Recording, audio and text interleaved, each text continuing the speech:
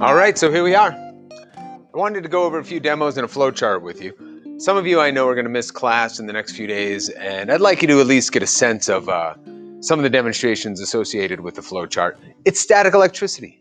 It's easy. You've understood it for years. I really just need to introduce you to some of the vocabulary and to make sure that you have a sense of like what an electroscope is, what is the Triboelectric Series, and how do I get a static charge onto a metal sphere? How did Coulomb do it back when he measured the force between two charged objects? So in the video, I'm going to go back and forth between the flow chart and the demos. We'll see how it goes. So we're talking about static electricity, and how do we produce static electricity? Well, the easiest way is to take an object and charge it by friction. If I take that and rub it on my hair, you can see that. Oh, actually, no, you can't, can you? You can't see anything. But you can imagine that I could take the electrons and rub those off of the wool and onto my hair. You know what? I think I'm going to have to use the plastic tube. Here I have a plastic tube. I have wool, and as I showed you in the other class, I can transfer charge from the wool to the plastic. That is charging by friction, because the plastic is a good insulator. Once the charges move to the plastic, these negative charges, they're stuck there. There's a negative charge right there and here, and they can't really move off easily. All right, now how do I know it's negative? Well, that's where the Triboelectric Series comes in. Let's take a look at that. All right, so on the Triboelectric Series, you can see it's really just a list of different materials. And when you rub two of them together, which one becomes positive and which one becomes negative? So if you look at the chart, that wool is located up on the positive end, and the plastic, or polyethylene, is down on the negative end. So if you rub the two together, what happens? Wool becomes positive, plastic becomes negative.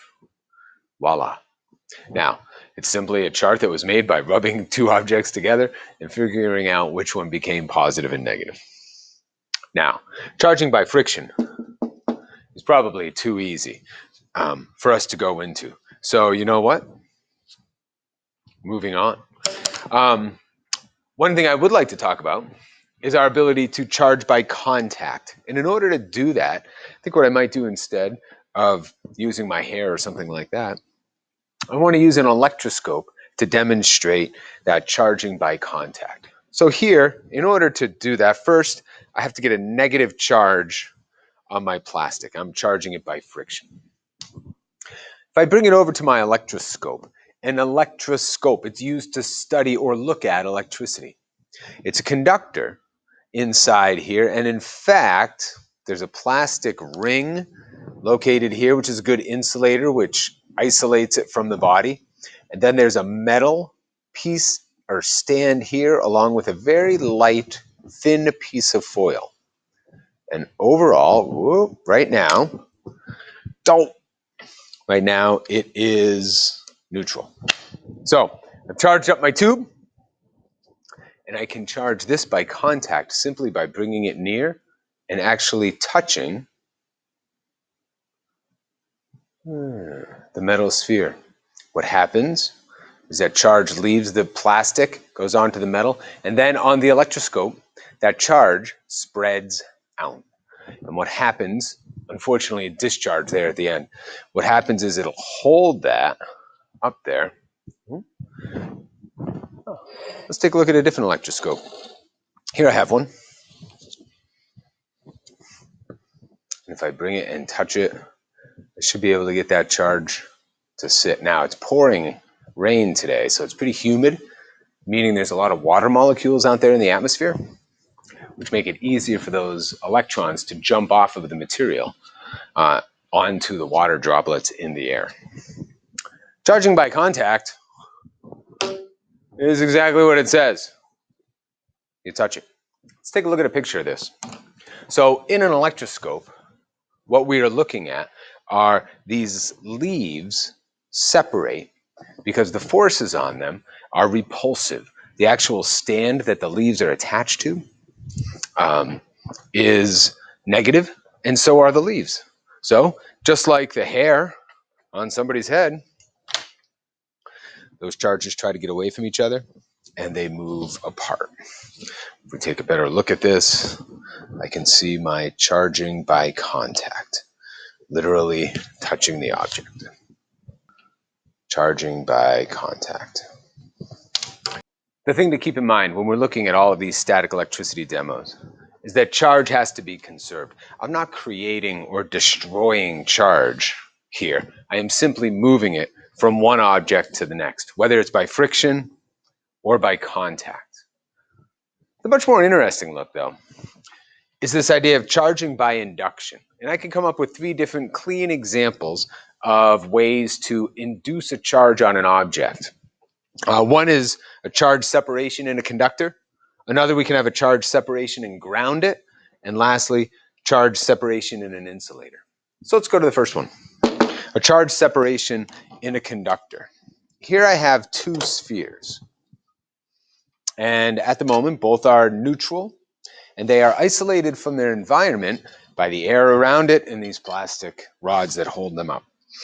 They are touching, however. Now, as I bring my negatively charged tube close to one side, what's going to happen to the electrons in that metal conductor? Yeah, they're going to experience a force. Good. They're going to experience a force, in fact, that pushes them away. And because I have 2 conductors in contact, those electrons are actually going to be able to jump all the way over to the other sphere and get as far away as possible. Now, when I bring this away, now those negative charges redistribute over both of these spheres, and they'll be neutral. So if I charge this up and bring it near, wait for it. Did you see that? I broke the connection between the 2. And now when I look at the spheres, what's the charge on this one going to be? Yeah, that's right, positive, because the excess electrons from this sphere went over to the other side. So I got positive charges here and negative charges here. Can you see it? Well, you can't. But what I can do is take my electroscope. Now, my electroscope is currently negatively charged from the demo just a moment ago, and I can see that that is sticking out right there. If I take my positively charged sphere, you can see that as I bring it close, it actually attracts the electrons that are on the leaf. It doesn't stick out as far. This would indicate it's a positive charge on this sphere. Here it pushes away. That would indicate there was a negative charge on this sphere. So what we just did there was a charge separation in a conductor. Now the charges are equal and opposite. When I touch them back together, they're going to be equal and find equilibrium. All right, so the other way we can charge by induction is actually a little bit cooler. In fact, I can, again, I'm going to take one of these spheres and I'm going to connect it to ground. Now, when I say ground, I literally mean the ground, the earth. This sphere here, if I connect it to a clip on the bottom, I'm actually going to do this. On the back of my board, I have an aluminum stand for the markers, and I'm going to clip to that. Now, what I have over here on this side, let's see if you can see it, is I have a plug in the wall that I've connected a wire to. Now, obviously, I didn't stick this into one of the skinny parts. I actually stuck it in to the rounded part. Now, that right there is connected to the ground of the electric system. I'm going to take that and put it in here and clip to my metal conducting shelf. And now I have a path for the electrons to travel to ground. So what I'm going to do is a somewhat similar technique, charge separation with grounding. All right, so what I'm going to be able to do is to take my charged rod and again, bring it close to the sphere. Now, when I do that, the negative charges on the rod are going to repel the negative charges on the sphere. What that's going to do is it's going to force those electrons to ground. They're going to travel down this wire, across the board, and then down to the ground, literally to the earth. Now, you can't see that. I could just be making this stuff up. Maybe I am. but I could try to demonstrate it too. So I'm going to first of all make sure my electroscope is charged negative to begin with. Okay. I'm going to take this and I'm going to bring this close and force the electrons down and then sneak up on the electrons and disconnect it. Now that I've disconnected it, there should be a lack of electrons on the sphere. So I bring it over to my electroscope so I can take a look. And what should happen is the leaf should get closer to the stand. Oh, yeah. Did you see that? Oh, yeah. I saw it. Got closer. A positive charge was induced on this. Now, all right, and third, what about the charge separation in an insulator?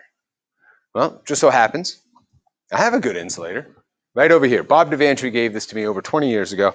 It's special Coulombic wood. Give me just a moment, let me get that out. All right, so here it is. Here's this special Coulombic wood as gifted to me by Bob Devantry. High school physics teacher, Winnicott High School for 20 years, and my physics teacher and mentor. Pretty impressive, huh? It's Coulombic wood from New Hebrides. Huh? Who knew? Might look suspiciously like something else, but no. Now, wood is a good insulator. I know you know that. So how can I get a charged object, my plastic tube, to attract a neutral piece of wood? Well, it turns out, and I see it's starting to rotate slightly the other way. I'm going to bring my charged tube close to one end. And without touching it, I can actually apply a force to it. Yeah, you see it? I didn't touch that at any time. Overall, the wood is neutral. But what I've done is that I've caused a charge separation in the insulator, in the molecules of wood themselves. In a conductor, the electrons are free to move. In an insulator, the electrons are not free to move from molecule to molecule. But within a molecule, we can get a slight charge separation. Now, I didn't touch this at all. I just brought the tube closer, which applied a force. And you can see without touching, I now have the ability to apply a force. That's pretty good. Now, if I come over on this side, I can slow it down. Again, not touching. This is overall a neutral piece of wood. Hey, get back here. Get back here. I do this. Oh, there it is. Yeah, again, getting a charge separation in an insulator. It's a big deal when we talk about capacitors. Capacitors, when you have capacitor plates, you place an insulator in between the two layers of a conductor, and that dielectric actually allows us to get more charge on that capacitor. It also keeps it from shorting out. So anyways, thank you, Bob, for your special piece of Coulombic wood. And I think that pretty much covers charging by friction, induction, and contact. All right, thanks.